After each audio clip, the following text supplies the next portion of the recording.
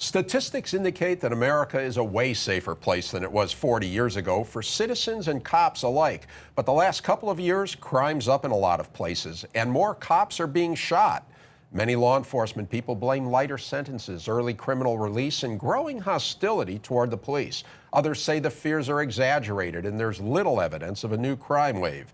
UCI Irvine criminologist Charis Kubrin and retired Anaheim Police Captain Joe Vargas have different perspectives. They're next on Inside OC. Inside OC is brought to you by 5 Point. 5 Point is an independent real estate development company with assets under management across California. 5 Point is a proud sponsor of public television and community programming.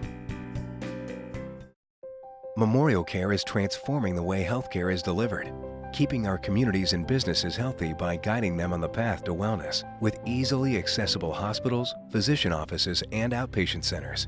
Memorial Care, leading the way.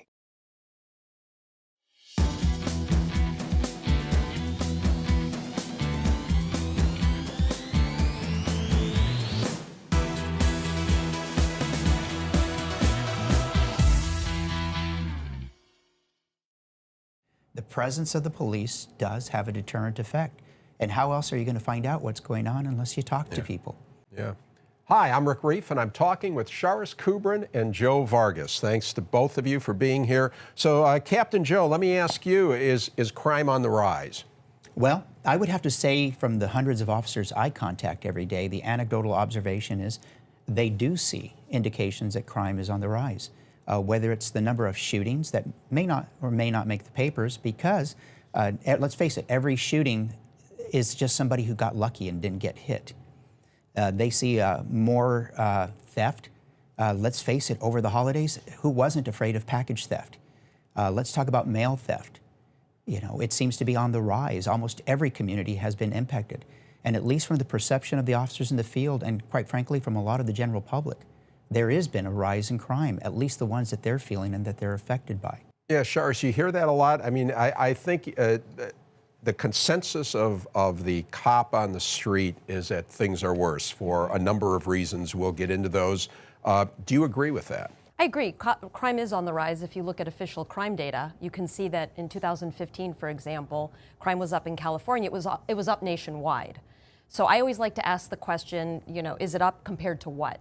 So if we look year by year, yes, it's up in the last year, but if we look, say, over a 30 or 40-year period, we're actually at historic levels in California in terms of crime being at its lowest rate. But isn't that the concern that maybe after going down for decades, we're going to see an increase in crime? Right, and we have seen that increase. The question is what causes it and how is that increase in California relative to the rest of the country? Actually, cities in California have fared way better than cities across the United States. So most of the increase in, say, homicide in the United States is because of about 10 or 11 cities: Baltimore, Cincinnati, Washington, D.C. Although L.A. is one of those cities, too. Isn't Los Angeles saw a big increase? Saw an increase, but the average homicide rate in the city of L.A. is way lower than the cities that I just listed. Right. So, again, compared to what? So, not to minimize crime, by the way. Yeah, right. And so let's take, before we get into it, the reasons, let's look at a couple snapshots. So here is a chart that, Charis, you were one of the co-authors on this study, and this is showing the crime rates in Southern California, and it's relative. In other words, which places are the lowest in crime. That's shown in the blue. Which are the highest, they're shown in red. And as you can see, maybe as you would surmise, a lot of blue in Orange County. There's some red in LA, including South Central, Inland Empire, a lot of red areas, meaning high crime areas. What should be the takeaway from this? Well, just to give a tiny bit of context to this, this is a report that I've produced with my colleague John Hipp at UC Irvine. We study crime and crime trends in the Southern California region every year. Our goal is to simply provide a snapshot of what crime looks like in the Southern California region. I think that's a good representation of crime in the region, which is that it's highly variable. You have some areas with very low crime rates, some areas with very high crime rates. That's looking city by city. If we were to look, for example, neighborhood by neighborhood, we would see even more variability. So I think the important point to make is that crime going up, crime going down, well, depends on what city you're sitting in, depends on what county you're part of. Joe, as a former cop on the beat, neighborhood by neighborhood makes a difference? Oh, absolutely. I think the neediest neighborhoods are the ones that are being most impacted by crime, where there's huge socioeconomic disparity. They require a police presence in order for people to feel safe at night. I mean, there's nothing sadder than families that have to bring their kids in as soon as the sun goes down because there's a fear of what's going on the streets. And yet, so many of those neighborhoods seem to be the ones where there's the most animosity toward the police. You're right. There has to be a big connection between the police and the community in order for the police to be effective. The tragedy is that for most of the areas where there is this animosity, it's been fueled by this nationwide animosity or villainization, of police. And quite frankly, you talk to the average cop in the street, they haven't beat anybody, they haven't shot anybody. Their biggest goal is just to make the communities they patrol safer. Yet they feel that animosity whenever they step into some neighborhoods. And that's tough to do policing that way. Charis, do you think that cops are being victimized? Well, I would say that there is a longstanding, challenging relationship between the police and community members in many communities across the United States. Now with social media, we are seeing the effects of that. So I think there's been a long history of tense police-community relations where policing has been problematic in many communities, and that's coming to light, and that's being now put on the front stage for everybody to see. Yeah. So I guess for me, I'm not quite sure that this is something new so much as it is for many folks of these communities, if you speak with them, they'll say, what's been happening in our communities in terms of tense police-community relations, that's been going on for decades. Now just the rest of the United States is getting a sense of what it's like here. That's not to say that every perception that a community member has about police is correct, but those perceptions are reality for many individuals who do have challenging histories with the police in their community for a variety of reasons. Mm-hmm. Well, I would say that every little video that comes out that shows a police use of force or a shooting amplifies the discontent that exists in these communities. So it doesn't matter if this shooting took place all the way across the country. The local cop on the street is impacted. I tell you, every officer has had to become an expert police apologist. To their families, friends, relatives, and neighbors, they've had to get really good at explaining why cops do what they do. And quite frankly, it gets wearing after a while. It's no wonder that morale in agencies across the country is just tanking. Yeah, in fact, to that point, recent headline in the Los Angeles Times, arrests across state plunge, fueling alarm. Reasons for the drop are unclear in Los Angeles. The decline comes amid a persistent rise in crime. So the takeaway from this headline is that cops are making fewer arrests. They're demoralized. Why jeopardize your career? Why get sued? So they're not making arrests, and lo and behold, crime is going up. Is that a correlation one should make? We have to be very careful about the inferences we draw from two trends that may coexist together. They may have absolutely nothing to do with each other. They may, but we don't know the extent to which the decrease in arrest is associated with the increase in crime. And the example of that, where those two things don't necessarily correspond, is we had one of the biggest crime drops in this country during the 1990s and the early 2000s. And at the same time, imprisonment rates skyrocketed in this country, which shows you that crime and arrest and imprisonment do not always track perfectly. Well, if more people are in prison, then they're not committing crimes. No, right? but that came first. I mean, the imprisonment, the research on the crime drop came. Yeah, the crime drop happened well before that. And also, one of the things that criminologists know is that incarceration rates, at some point, they begin to decrease crime, but at ever increasing levels, their impact on crime diminishes. But the other thing that concerns me... And by the way, we're looking at a chart right now that shows that crime trend that you're referencing from 1960 through 2015. And right. One line is property crime, the other is violent crime. And as the viewers can see there, the long-term trend has been down. Absolutely. And now we're seeing a little uptick. We're seeing an uptick, and we should be concerned about the uptick, but we are still at historic lows. Joe, your feeling about this morale in police. You're a cop. You talk to cops. Are they more reticent now to be aggressive about pursuing crime? Anecdotally, yes. And recent surveys by Louisiana State University indicate that officers are conscious of the wear, and there's an old adage that they're becoming firefighters, not to say anything bad about firefighters, but if you call, I'll come. But to expect me to get out of my car and do proactive work and expose myself to be the latest YouTube video that will be broadcast across the country with a false narrative is just taxing to some people, and it is wearing. How do you respond, though, that, well, if the cop is doing the right thing, he gets exonerated by a video? So, you know, maybe if the video is making him look bad, it's because he or she is doing something they shouldn't be doing. Well, there's also a lot of videos where the officers are doing something exactly the way they should be doing it. You know, it's in the perception of the beholder. There's no easy way to put handcuffs on somebody who doesn't want them put on. It requires the use of force and the use, you know, of what people perceive as violence in order to get it done. And to get second-guessed for split-second judgments is taxing. I mean, it's not just the morale with the public kickback, it's the hypervigilance of some police administrations, at least the perception on the part of officers that makes them feel, I can't go out and do my job anymore. Charis, actually, let me ask you, because that gets to another recent headline. This one, LAPD panel is moving forward on backing off. Civilian commission weighs new use of force policy after finding more police shootings are unjustified.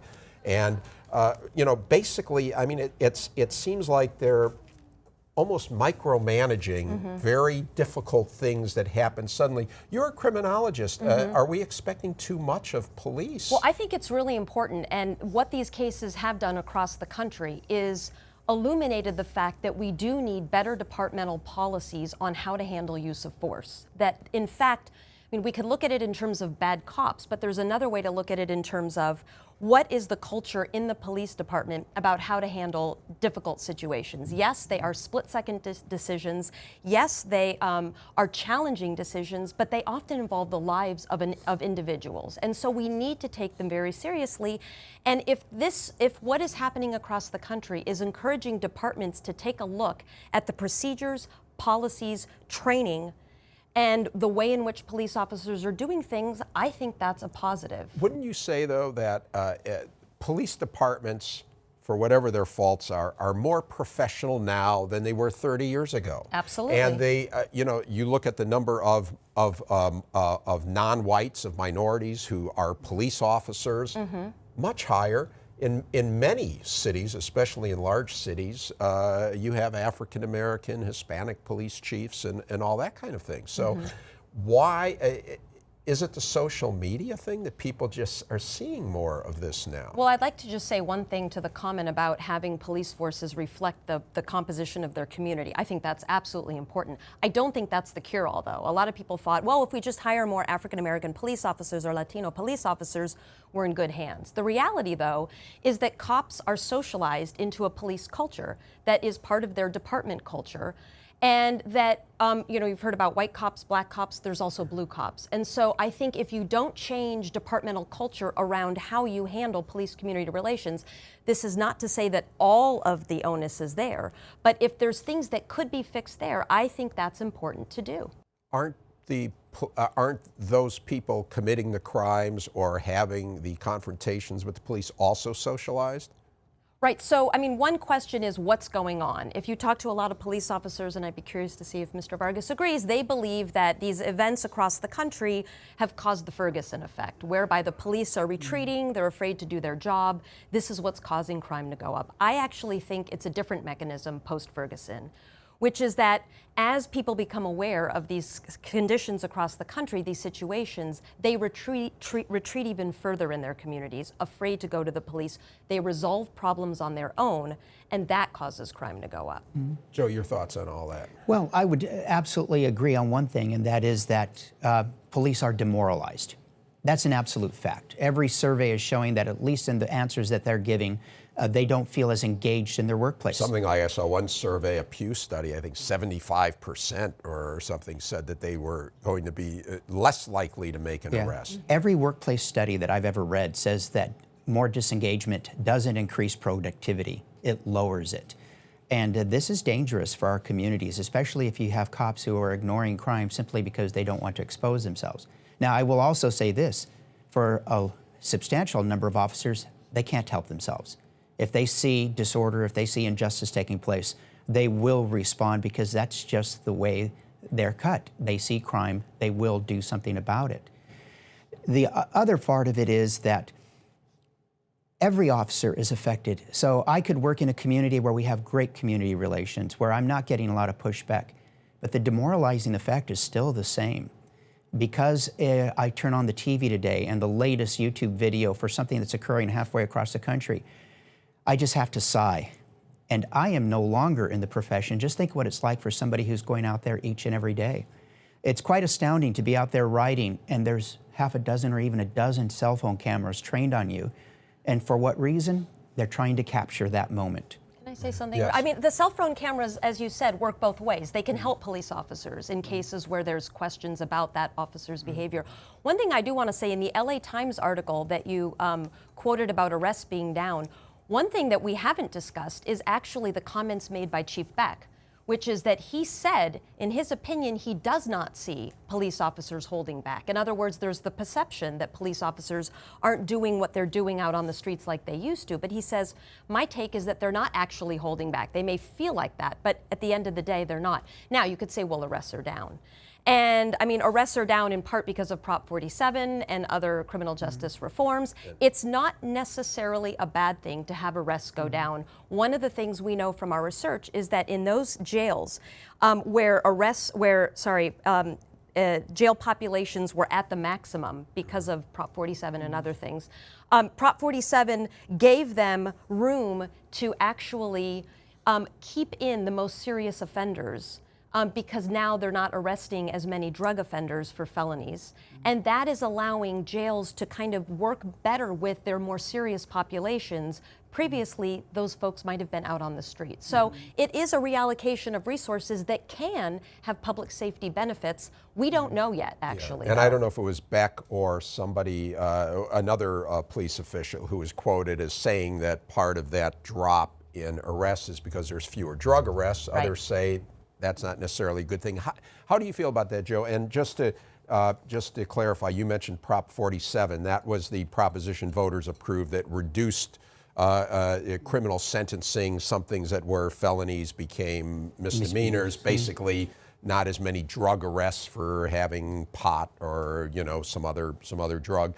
And then also prison realignment, where AB 109, which is where a lot of people that were, I think you were referencing this, were sent from state prisons to local prisons, earlier release, and that sort of thing. We now got a prison parole reform going on, Prop 57.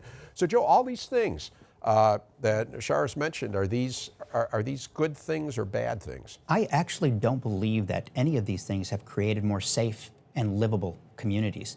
Let's face it, thousands of people are out of jail, and we can, even if a small percentage of them are still engaged in crime, that's people that are being victimized, and that's a voice that's not heard. I talked to an officer the other day that he had a frustrated citizen. They had caught a package thief who came to the front door and stole their Amazon package. They tracked him down, they arrested him, and then they cited him out. In the sense of the victims of crime, they feel that their voices there's no sense of justice. People are being cited out over and over again, and that's probably one of the most frustrating things that officers go through. For these crimes that have been decriminalized or got dropped from felonies to misdemeanors, these people didn't get rehab. They're still tweaked out on meth. They're still in the circumstances that caused them to commit crime. And let's not forget, one of the industries that is suffering tremendously is the retail industry. You've all been to the drugstore. Your razor blades are all locked up. Your baby formula is behind locked cabinets. The retail industry has seen a tremendous impact, from what we believe, at least I do, that these people are still out there committing crime after crime. It almost sounds, Sheriff, like the reverse of the broken windows theory, that idea that if there's a broken window in a neighborhood that doesn't get fixed, it has an impact. Well, I mean, the logic sounds good there. The question is, what does the evidence show? And I, along with Carol Saron, did an exhaustive evaluation of AB 109's realignment's impact on crime throughout the state. And we found that it had absolutely no impact on violent crime and very small impact on property crime, only for the crime of auto theft. So you can downsize prisons. This is 33,000 inmates fewer incarcerated. and not risk public safety. And I just want to remind everybody of the context, what got us to AB 109, Prop 47, Prop 57. It wasn't like everything was great in the state. We had the highest incarceration rate outside of Texas. We had a recidivism rate of 70%. And we had basically violations in our prisons because of overcrowding. So the inmates were not getting proper health and mental health treatment. So that was the reason that we instituted these reforms, which, by the way, were substantially supported by Californians. In other words, they were voted in by wide margins. Right, and there's such a disconnect because these studies that go on, I guess a cop, Joe, I want to get your impression, is going to say, yes, that's all fine and good, this is what your numbers show, but I'm telling you, this is what's happening on the street. Well, we have to collect the data. Data is important. That's how we find out and we learn. But data takes time. It takes years of looking at information. We're still debating what caused the crime drop in the 1990s and the crime rise, and this is decades later. The reality is the cops have to face what's happening today, right now. In the CompStat model, every day the crime is evaluated for what's happening in real numbers in real time, and we have to react for the safety and security of neighborhoods in real time. And if it looks to the cop on the street like this is a contributing factor, you know, it's a lot less work for the officer to just let people go or cite them out. But with the frustration comes in, they're dedicated to making these communities safer. And in their minds, they see them as being less safe, and in some way they failed in their primary mission. Let's take a look at one more chart here, and this shows the number of police that are killed in firearms-related incidents, and it starts at 2005.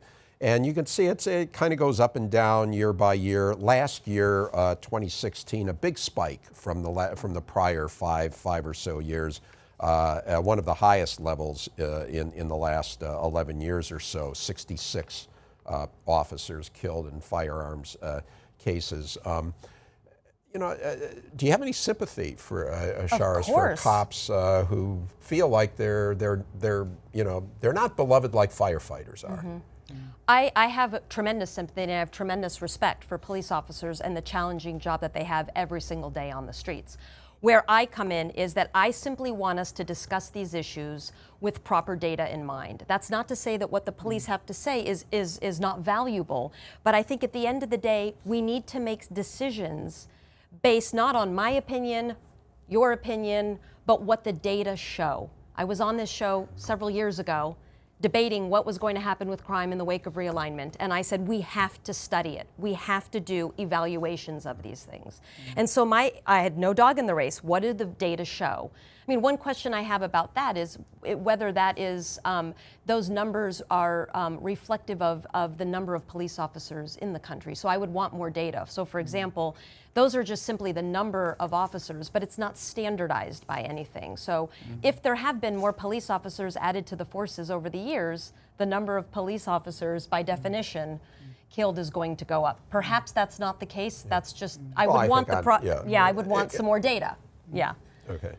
There are outliers. I mean, let's look at Dallas and Baton Rouge, where multiple officers are shot and killed by individuals who, like we say, ISIS is influenced by outside inferences. So are these deranged individuals. They're influenced by the rhetoric. The data only indicates those officers who were shot and killed. What it doesn't reflect also is the number of officers that have been ambushed and shot at, but because of superior training and sheer luck, have survived. When you look at that data, which is hard to find because it's not properly tracked, we see officers across the country in almost every area being shot at for no reason. I mean, it's almost routine in LAPD right now for shots to ring out in the direction of officers and they respond and nobody get arrested. Yeah. Yeah, and in fact, to that point, here's, of course, a story from February that we all saw about the Whittier cop who was killed making a traffic stop on a suspect, a murder suspect. Guy jumps out, starts shooting, and again, I'm wondering, we see these terrible, tragic cases where someone, is reaching for something, and they say they thought it was a gun, and one can become a little jaded that that's almost like the vanilla excuse for everything. He was reaching for something. Thought he had, but sometimes aren't the cops really afraid that somebody's reaching for something? Yes, no. I mean, any death, whether it's a police officer or a civilian, being shot in these instances is very tragic. And this was upsetting, and I spoke to my students about it. What upset me about this case was then it became the new point on which to repeal AB 109 and to make the case that criminal justice reform in California isn't working because, look, this happened. It turns out this individual was not even released under AB 109, but that became the rhetoric around it. And I thought the OC Register did a very excellent piece on the politicizing of criminal justice reform in the wake of this shooting. Tragic it was, but I worry that we go and then make policy based on one particular incident that doesn't reflect the data. Well, Charis and Joe, thanks so much. We could go on and on. We will talk a little more for our open mic segment. And so, but again, thanks so much for helping shed some light on this. And that's it for now. Thanks again to my guests, Charis Kubrin and Joe Vargas. You can watch this show and past shows at pbssocal.org or rickreiff.com. You can also catch our shows in the open mic chatter on YouTube. Follow us on Facebook, Twitter, and Instagram. Thanks for watching. We'll see you again on Inside OC.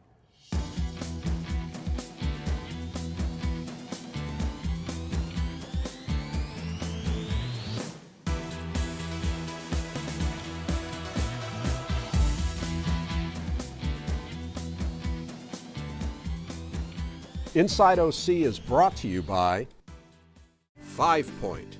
5 Point is an independent real estate development company with assets under management across California. 5 Point is a proud sponsor of public television and community programming. Chapman University in the City of Orange.